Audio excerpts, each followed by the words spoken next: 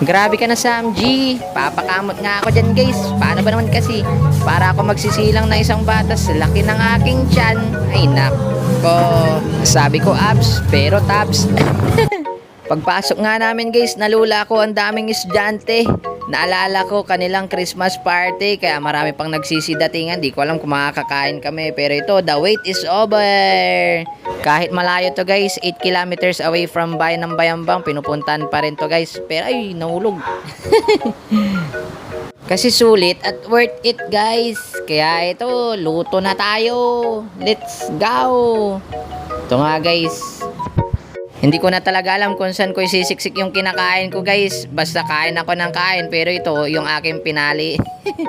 And sakto, sa mga pineapple juice lang tayo dyan, guys. Pero ito, busog na talaga ako. Maingungot na isipan ko, pero buti naalala ko.